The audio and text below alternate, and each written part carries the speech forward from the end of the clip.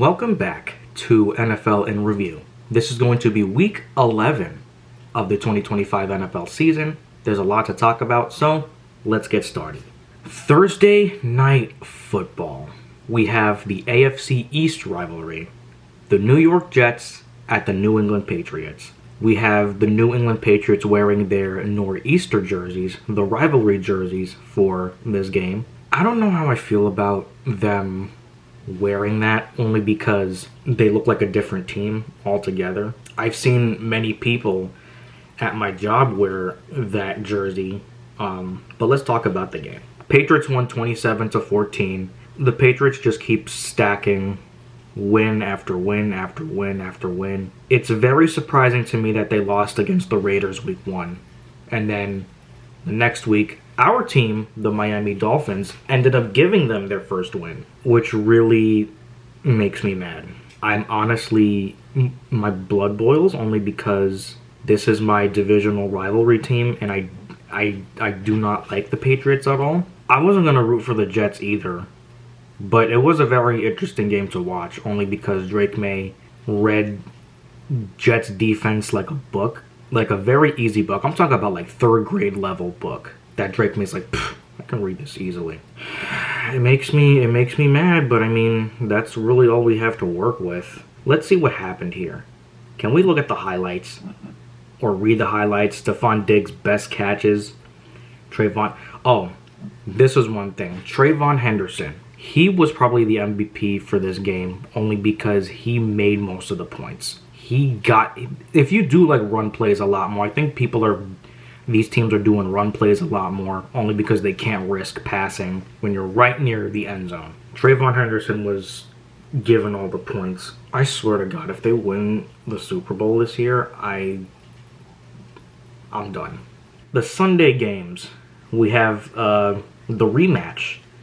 Cincinnati Bengals at the Pittsburgh Steelers. Last time it was Steelers at Bengals. This time is Bengals at Steelers. Joe Flacco and Aaron Rodgers. Yeah, they won against the Steelers last time, and so now the Steelers win. So it was a little bit of a back and forth trade there. This wasn't a primetime game though. This was regular red zone, a regular Sunday game. Let's look at the highlights. Well, I'm looking at them. I'm looking at the highlights for these games, and I have to keep my thing low. Ja'Marr Chase gets suspended because he decided to spit on Jalen Ramsey. It wasn't seen on camera. The only thing, well, it was seen on camera, but you just have to really look at it, because it looked like Jalen Ramsey just went for Ja'Marr Chase, but they're like, maybe there's a reason why Jalen Ramsey went for Ja'Marr Chase. And lo and behold, they caught Ja'Marr Chase spitting on him, so he's suspended for a week. So that's going to keep the Bengals Bengals offense is still trash. So it's not like Ja'Marr Chase is going to help them in any way. So, well, congratulations to Aaron Rodgers finally beating Joe Flacco. The two oldest quarterbacks in the league get going up against each other again. Next up, we have Tampa Bay Buccaneers at the Buffalo Bills. After the surprising loss received by the Dolphins last week against the Buffalo Bills, they finally pulled together and they beat Tampa Bay. So congratulations to the Buffalo Bills for regrouping after a week, getting back together, finally winning against Tampa Bay. If we look at this, Tampa Bay Buccaneers are a much better team than Miami Dolphins. I'm just going to say that flat out. I know this team's flaws. Tampa Bay has more polished more of their flaws than the Dolphins. If we look at this at Tampa Bay, we can see that Josh Allen has best plays from a 6-touchdown game. 6 touchdowns. Sean Tucker's best plays from 3-touchdown game. Buccaneers highlights. Daquan Jones gets a couple of sacks. I think Josh Allen was more so inclined to make more touchdowns in this game. He's like, I'm going to have to run this myself. So that's exactly what he did. And he got 44 score from that. Allen steps up and threads needle. I like both of these teams. Either way this was going to go, I was going to be happy. Oh, also, the Buffalo Bills helmets. They're wearing the retro logo. I think that's a retro away jersey, their visiting jersey. So that's why it looks like that. Next week they play the Texans. So I don't know what they're going to wear there. Ryan Miller, Sean Tucker, Ray Davis, Chase McLaughlin, Sterling Shepard's catch. This was a much better game than the one they had last week, because honestly I still don't know how Miami beat Buffalo, but that's besides the point. Kansas City Chiefs at Denver Broncos, the AFC West divisional rivalry. Kansas City is now 5-5, and now Denver Broncos is now 9-2. If I look at the standings, I think Broncos is going to be back up there in standings. Denver Broncos is back up there in standings, right above New England Patriots and the Colts. Colts had their bye week this week, so they didn't play, and so did the Saints. Those were the only two teams that had their bye week, so they didn't play. I'm surprised this wasn't the high-scoring game that it is, only because, I mean, it was close. It was a close game, but it just wasn't high-scoring like I thought it was going to be. 295 yards for Bo Nix's best plays. A walk-off, Bo Nix, 32-yard deep ball to Franklin. Bo Nix zips 20-yard strike to Cortland Sutton. Jaquan McMillan and goals. Patrick Mahomes. Travis Kelce breaks tie. Broncos 46-yard pass interference. Broncos are on a roll. The biggest roll that we've possibly seen. They're on an 8-win streak, just like the New England Patriots. They just cannot have seemed to stop winning. But let's talk about Patrick Mahomes for a second. Let me see how many points he scored for me in fantasy, because he's my quarterback. So now this is coming out of their bye week, and they still lost. He got me 13 points out of a average 18 points that he would have gotten me. But I also didn't put Travis Kelce in. I also have Jake Ferguson from the Dallas Cowboys, who gave me 11 points, who gave me more. But we're going to talk about that later. Here is NFC West divisional rivalry. We have the Seattle Seahawks against LA Rams. And the LA Rams wearing their Midnight Marauders jerseys. I'm not sure if that's actually what it's called. Or Midnight Zone. Something that has to do with midnight, because it was all black, which I kind of like. I think that's the only rivalry jersey that I really like after they went against the Seahawks. But let's talk about the game. It's only a 2-point game, so it was pretty close. Both of these teams are like winning teams with a winning record. Rams coming out 8-2, Seahawks coming 7-3. This is only the Seahawks' third loss. It's not going to hinder them, only because these are two good teams. Matthew Stafford, I think, is also pretty good. Sam Darnold doing a lot better than he did with the Vikings, I think. Well, I've said this before, that I didn't think the Vikings were that good with Sam Darnold, but unless it's just a Vikings curse, I'm not entirely sure. The highlights for this game: Kenneth Walker III's best plays from a 111-yard game. Oh yeah, Jackson Smith-Njigba. He made a one-handed catch to get a first down, I think, and I think it was a really far thing. All I just know is that he caught with one hand. That was pretty impressive. But Rams still did the business. Take with that with a grain of salt, what you will. Sunday Night Football. We have the Detroit Lions against the Philadelphia Eagles. Now, these are two of my favorite teams from their respective divisions, NFC North and NFC East. Again, either way this was going to go, I was going to be happy with it. I could not root for either team, only because I like both teams very, very much. But let's take a look at the stats. These are two winning teams, right? We have Detroit Lions 6-4, and then we have the Eagles, who pick up their 8th win, 8-2. Jahmyr Gibbs' best plays from 146 yards. Jake Bates' 54-yard field goal makes it a one-score game. Oh, he made it from 54 yards? That's pretty far. Pretty far. Jared Goff finds Williams wide open for a 27-yard touchdown, I think. Jake Elliott extends Eagles' lead to 16-6.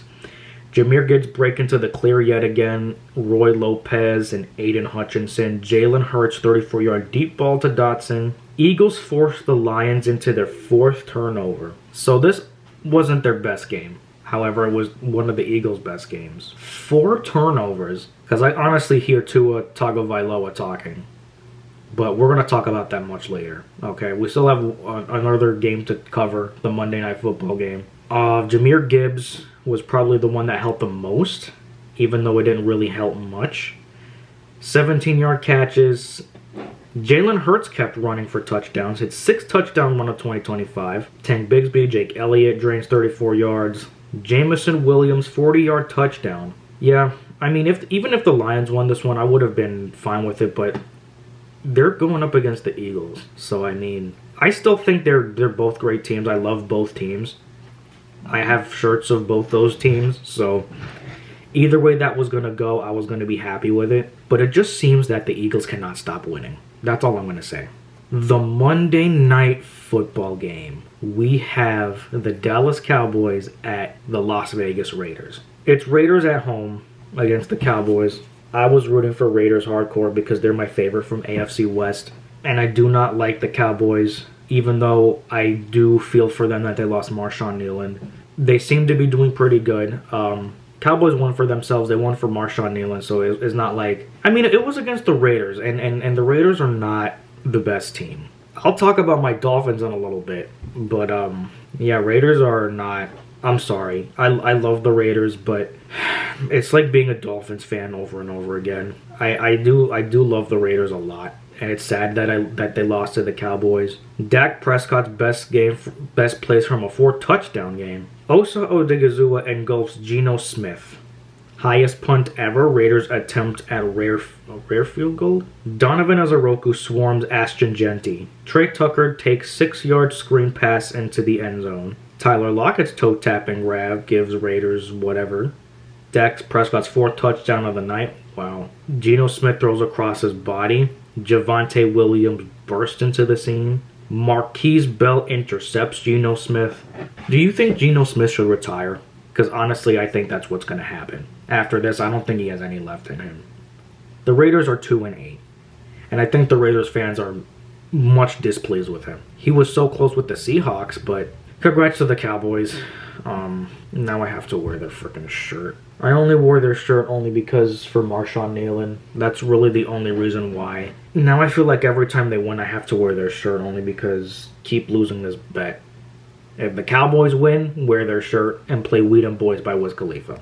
We have the very last game that I'm going to talk about. The very last international game. We have Washington Commanders at the Miami Dolphins in Madrid, Spain. The very last international game for the season. And then we have no more. So, Miami comes out with another win. This is probably the best we've done all season. With a 2-game win streak. And then we have our bye week next week. So, we are not going to play next week. On week 13, though, we do play the New Orleans Saints, so it might continue from there. But let's talk about this game. 13-16. The very funny thing is, we only made 1 touchdown because it was tied at the half at first. It was 13-13, and then we made a field goal at overtime to win. Wasn't one of our best games, but I guess a win is a win. I still firmly believe that if Jaden Daniels if he was playing, and if he wasn't injured, if he was playing again for the Washington Commanders in this game, then I firmly believe we would have lost. I don't think Marcus Mariota can read Dolphins defense as well as Jaden Daniels can. Not even just Dolphins defense, just any defense. I think the way Jaden Daniels is able to do that, I just think he can do it much better than Marcus Mariota. I mean, look at their record. Like, they came off of a great season last year. Now that they lost Jaden Daniels for a little bit because he kept getting injured, they're 3-8 now, and we were both 3-7 teams going into this game. So we are 4-7 now. I still don't think we're where we need to be, even though we're winning more. Which some people say that the Dolphins are going to go on a win streak now, which is kind of a stretch. Yeah, so week 12, we are not playing because it's going to be our bye week. I will explain that later, like next week when I make the next week's video for week 12. Our remaining schedule, okay, we have the Saints week 13. We're probably going to win that game. We have the Jets week 14 at the Jets, so we're playing in their territory. We have the Steelers week 15, Bengals week 16, Tampa Bay week 17, and for the New Year's week, we have the New England Patriots at the Patriots. It's coming to a close. Like, this season is, whizzing past us like nobody's business. Chris Greer is fired now. I mean, we did lose to the Ravens, but that was just a given because Lamar Jackson was back. Week 12 is going to be our bye week. Week 13 against the Saints, I don't know who they're starting. I don't know if they're starting Spencer Rattler, if they're starting... Who's the other quarterback? So they're actually starting Tyler Shuck, and then Spencer Rattler is going to be their second. New Orleans Saints are 2-8, so we're probably most likely going to win that one. We're probably most likely going to win against the Saints. Do you guys remember like the beginning of the season, how mad I was that the Dolphins just kept getting loss after loss after loss? 4 of our wins came from, we beat the Jets, we beat the Falcons, we beat the Bills, we beat the Commanders. I said this before. If Jaden Daniels was on the Commanders and not Marcus Mariota, we probably would have lost that game. I'm still reeling over the Dolphins beating the Bills last week. This game itself was not the best. People kept saying that we should apologize to Spain because of how bad this game was. Devon Achane's best plays from 165 yards. Riley Patterson sinks 29-yard field goal for the Dolphins. Jack Jones comes up with something. Jacoby Jones' perfect whip route sparks 2 something. Marcus Mariota's 28-yard strike to Deebo Samuel. I have Deebo Samuel on fantasy. So effectively, I was rooting against the Dolphins defense so Deebo Samuel could make his plays. But let me see what his... Deebo Samuel gave me 20 points and with an average of 13. His average was 13, so I mean... So the Commanders have a bye also, so I'm going to have to change the lineup for this week, for next week. It looks like Travis, if I fix everything, everything's fixed. Okay. I'm not rooting for losses, because if you root for a loss, then that means that either means that you want to get better picks for the draft next year, but I honestly don't think that it's going to help that much, because look who you have on your team. All right? Look who we have on the Dolphins team. We have Tua Tagovailoa. Constantly shows time and time again that he wasn't, against all the other teams, like, in the long run, he's not, only against certain teams is he good. He's not a Super Bowl quarterback. I'm sorry, he's just not it. He can win against, he's proved to us that he can beat some teams, but not all teams. I mean, obviously you can't beat all teams, maybe under the very right circumstances, but look at our schedule. We might get a couple more wins at most. Now I'm starting to think we're going to have the same record as we did last season, 8-9. Only because our schedule consists of the rest of AFC North. We played the Ravens, we played the Browns before, then we have to play the Steelers and Bengals. And then the rest of NFC South. We have to play Saints week 13, and then week 17, we have to play the Buccaneers. I think it's going to be like a mid-schedule. It's not the toughest schedule, but I just don't like seeing 8-9 again. Because they're just low-mid, and then they're going to have a mid-draft again. If you're rooting for losses, then you're just wanting a better draft pick, which isn't going to help. I mean, we still have a couple of weeks left in the season before the playoffs. And we all know, like, let me look at the standings again. The standings, we are still third in the division for AFC East. The Dolphins have shot up, right? We are now above Cardinals, Falcons, Bengals, Commanders. We used to be the lowest of the low. Now only the Tennessee Titans are the only ones that are the worst in the league. They have only 1 win and the rest are losses. Then above them is the Giants, the Jets, the Saints, the Raiders, the Browns, and that's it. We are just below the Vikings, the Cowboys, the Chiefs, the Texans, the Ravens. Like, I can really honestly look at this and be like, yeah, this team is bad. And then as we go up to the middle, they're like, yeah, this team's mid, they could be better. Then you go higher up and like, yeah, these teams are better. These teams are much better. Looking at this, Rams are going to, if we're looking at the playoff picture, right? Broncos are going to get a bye. Rams are going to get a bye. Eagles and Patriots are going to be seed 2. Seed 3 is going to be Colts and Bears. Then 4th seed, Seahawks and Buffalo Bills. Then the 6th seed is going to be Packers, Chargers, and then Niners, Jacksonville.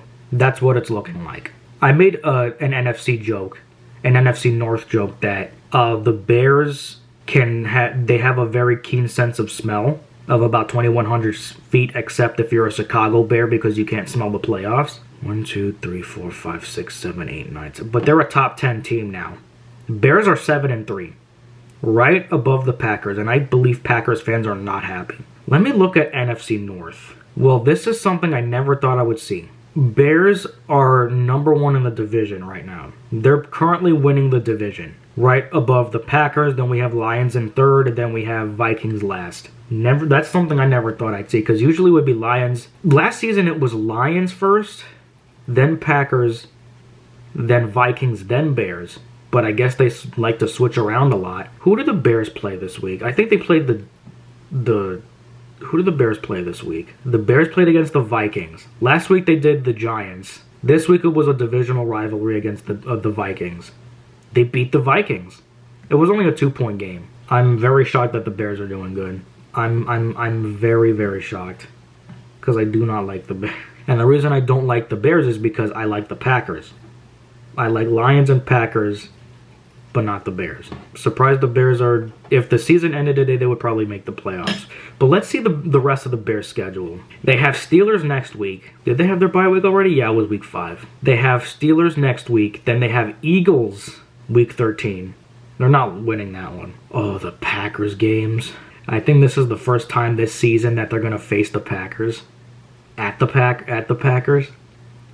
Then week 16 is going to be another divisional rivalry game versus the Packers. They're going to face the Packers at home. Oh boy, I need to watch that. I need to watch those games to watch Bears-Packers, because that's a very good rivalry. I've always wanted to watch a Bears-Packers game now, because I know how deep that rivalry is and how horrible the Bears hate the Packers and how much the Packers hate the Bears. I'm rooting for the Packers so hard. I like the Packers more than I like the Bears. Thank you all for watching this week of week 11. This is going to be a weird week next week because the Dolphins don't play. I'm still going to wear the jersey only because that's my team, and it's been a staple since I started the series. So there's no Dolphin game, but I will talk about extra things. So I will see you all next week for week 12. Peace.